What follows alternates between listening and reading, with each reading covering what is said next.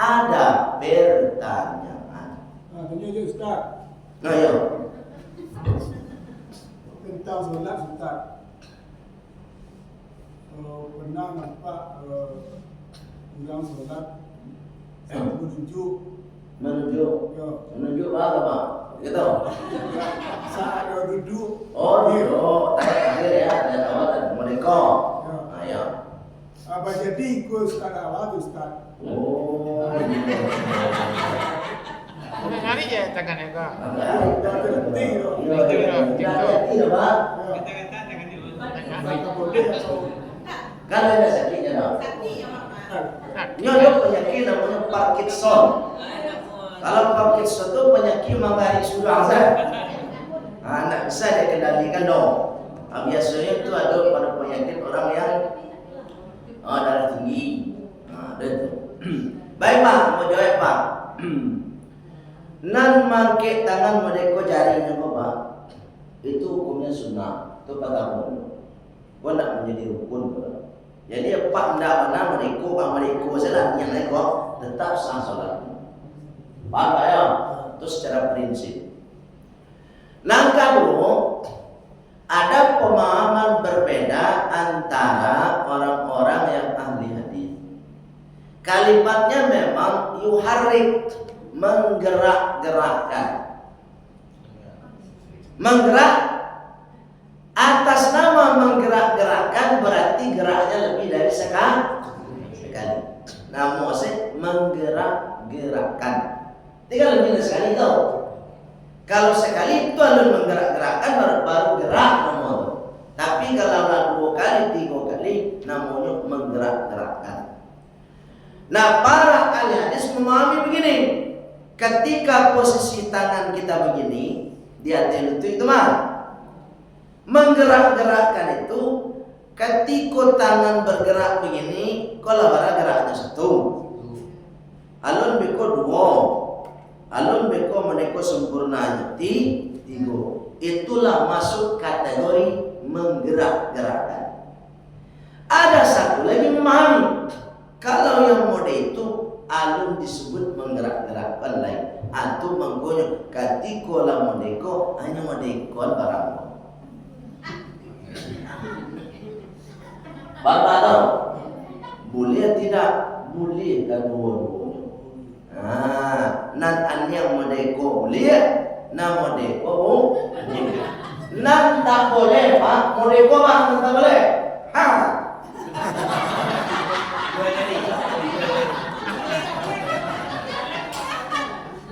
Bapak tahu?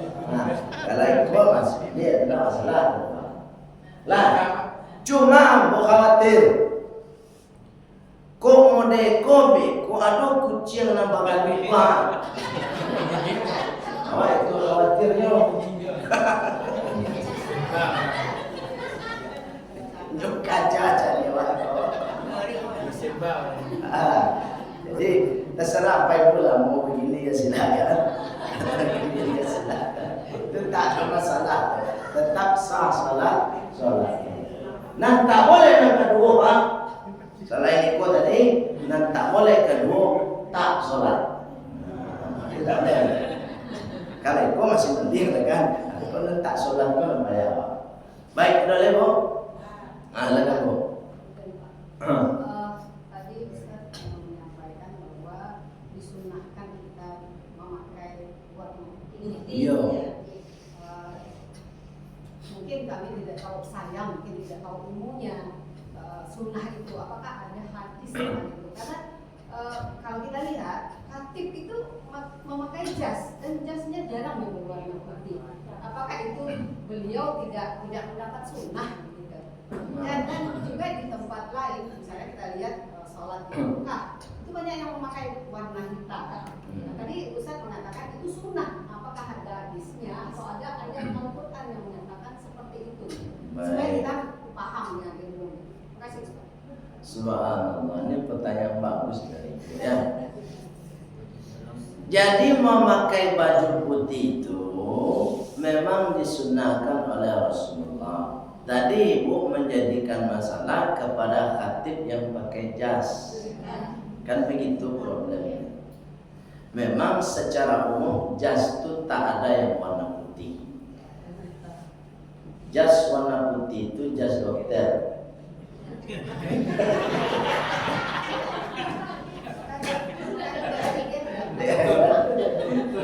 Iya, dokter gigi. Allah. Tapi Bapak Ibu lihat baju dalam selain jas. Nah itu yang sudah mewakili nilai sunnahnya. Itu makanya kalau Ustadz tahu di dalam jasnya itu baju dalam ini warnanya putih, maka itu sudah mewakili nilai sunnah. Lihat Ibu, yang pakai jas itu kan ustadz-ustadz di Indonesia. Iya Bu. Kalau ustadz di Arab Saudi mana pakai jas? Pakai jubah tuh. Bagus pakai jas tuh ustadz kok supaya terlihat agak keren.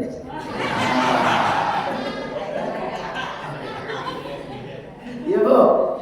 Kamu deko agak keren Bu. Cuma malah jas kok agak apalah. Jadi bukan warna putihnya tadi sudah diwakili baju yang di dalam tadi. Labisal jadid launul abyad, memakai baju yang terbaru dan warnanya putih. Kenapa putih itu dianjurkan? Karena simbol dari kesucian. Hari Raya Idul Fitri itu simbol kita kembali kepada kesucian.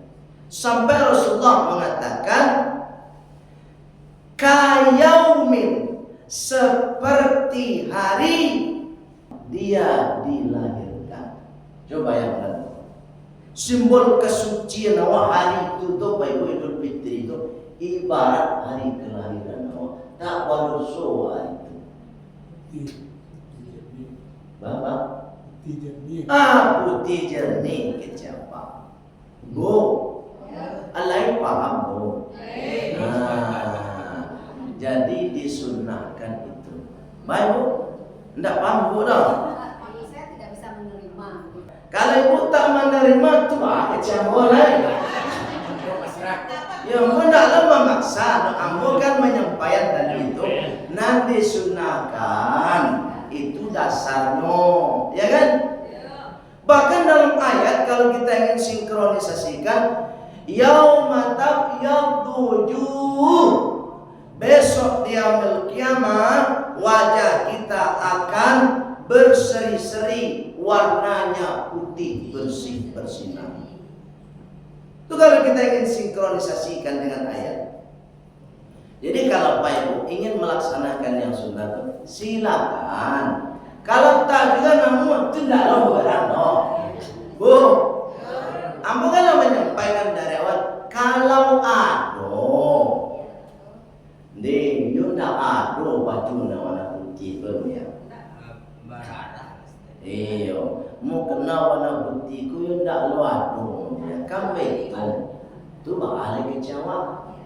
Kalau paksa lo, awak lo kan membanding dulu. Aku tak mungkin. Jadi Bu, namanya sunnah Bu, dilakukan kita berpahala tambahan maka sunnah. Kalau tak dilakukan, enggak apa-apa, enggak ada masalah. Jadi tanggang siapa Ibu aja biar kamu ya itu sedih Nah jadi Allah menyampaikan. Tak percaya Pak Ibu atanyola beku karuna lain.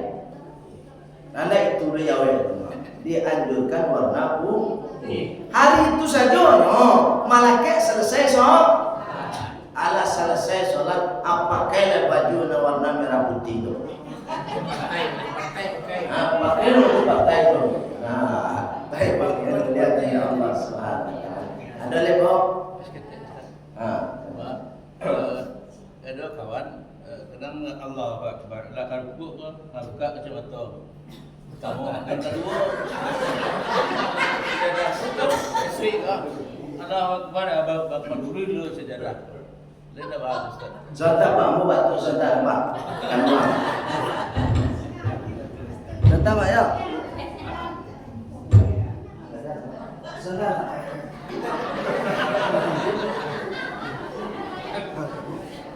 Tak aja baju putih sampai keluar.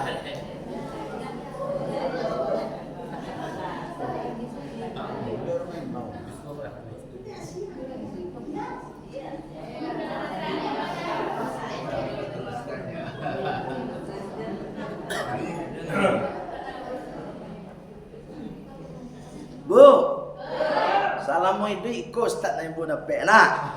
Sedang ceramahnya izin batuk sentalu. Allah karim. Baik bu, yang dimuliakan oleh Allah Subhanahu Wa Taala. Pertanyaan apa tadi? Ketika sujud itu buka kacamata ya, ngeletak. Ya pak ya, itu masih boleh ya pak. Nanda boleh itu. Allahu Akbar. Nyambi HP, nyambi HP. Lah, kalau hanya meletak, itu kan gerakannya kan masih wajar dan sekali gerak. Itu tidak ada, Pak. Ya itu Pak, sajadahnya kusik hanya perlu ruhir dulu. Tidak ada. Nah, sajadah kusik seketek kan pada sujud. Nah, itu tidak ada.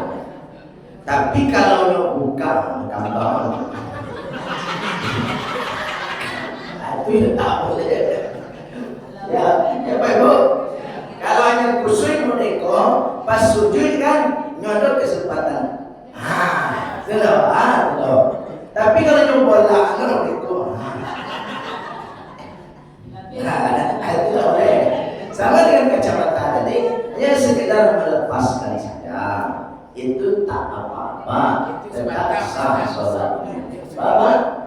Soalan acok pada itunya nak jadi pelajaran itu. Oh baik. Ada orang. Soalnya jemaah yang lain monitor. Tidak ada orang sih. Mana? Oke jangan pak.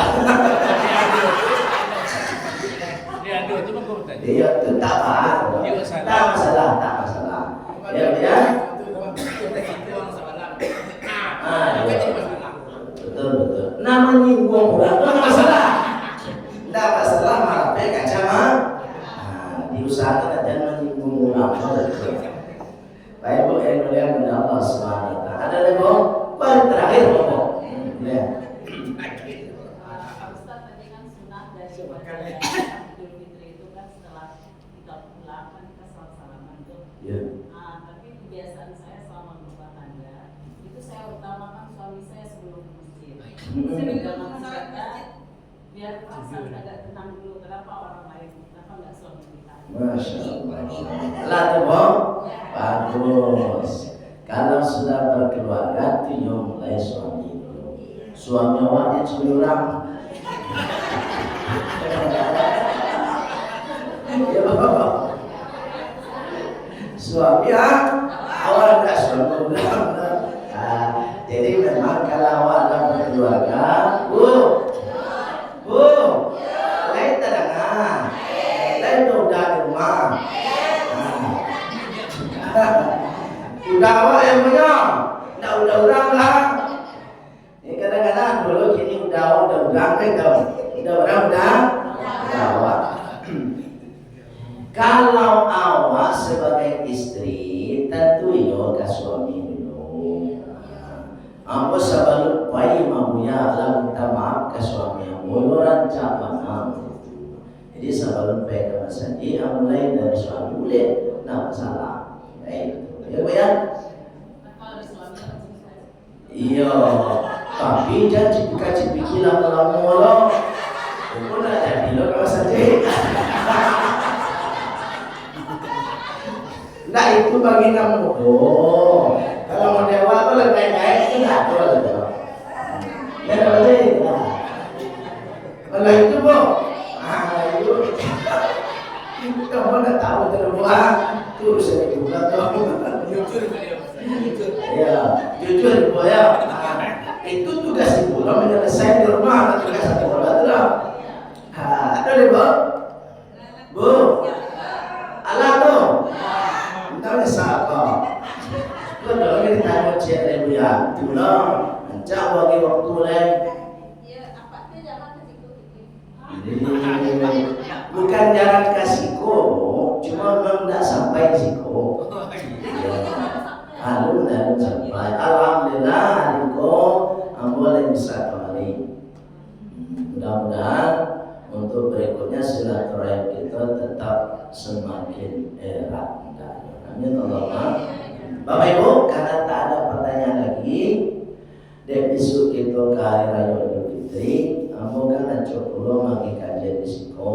Mana tahu Bapak Ibu, ada salah kata Bapak Ibu, ada salah jauh, tak singgung hati Bapak Ibu mencari ambo mohon maaf lahir dan batin. Dimaafkan Bapak Ibu.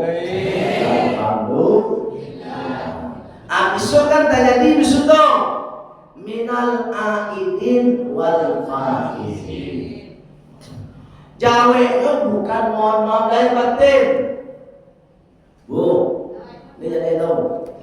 Kalau ada orang membaca minal aidin wal faizin, maka jawabnya ada 3.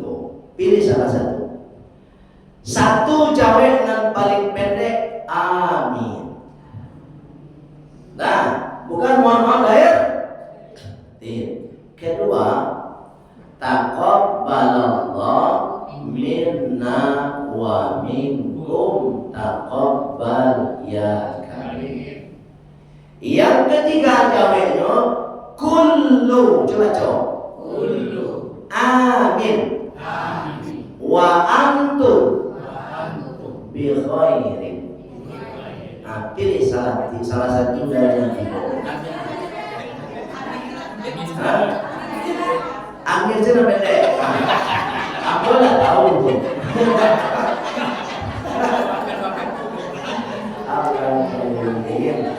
Jadi kalau ada orang membaca minal aidin wal faizin, tidak mohon maaf lahir batin dong.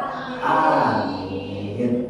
Artinya Pak Ibu, minal aidin, semoga kita kembali kepada kesucian, wal faizin, semoga kita menjadi orang yang benar-benar mendapatkan kebahagiaan. Bahagia di dunia, bahagia di akhirat, itu makasudnya. Limpah berbo. Alhamdulillah. Mohon maaf lahir batin ya Bu. Jangan amin lah. Jangan amin dong, mohon maaf lahir batin. Yo memaafkan. Amin dong. Tidak ada malu tadi. Kalau mampu membaca minal aidin wal faizin. Nah, tujuannya meninggal. Kau mohon maaf lahir batin ya Bu. Amin dong. Allah karim. Kan ada tengah cerita. Hak memberi atau menerima minal izin wal faizin siapa? Subhanallah. Yang berhak menerima itu tentu kategori 1, dia melaksanakan ibadah puasa. Ya kan? Maksudnya sempurna ya, Pak? Iya, sempurna, kecuali ada alasan yang dibenarkan oleh syariat. Yang kedua, dia sudah melaksanakan ibadah zakatul fitrah. Zakat fitrah. Sebab itu Bapak Ibu, ini kan hari terakhir. Sebaiknya Bapak Ibu yang belum bayar zakat, Bu, ada yang belum bayar zakat? Segerakan. Kata barangnya 2,5 kilo, Bu. Asalnya barangnya tetap 2,5 kilo. Ya, barang Solo tetap 2,5 kilo. Ir sampai 2,5 kilo. Dulu 2 kilo. Tak ada perbedaan. Tapi kalau Bapak Ibu sudah mengkalkulasikan dengan angka rupiah, maka di situ dia akan menjadi berbeda. Solo hampir 27.000, Irpedo hampir 23.000, Dolo hampir 20.000. Kenapa bisa berubah? Karena Ibu sudah menukarnya dengan angka rupiah. Nah, oleh sebab itu Bapak Ibu, kalau ingin Bapak Ibu menghindari perbedaan, maka zakatnya sebaiknya zakatnya pakai beras saja. Tidak pakai uang. Tapi kalau ada yang pakai uang juga tak jadi masalah.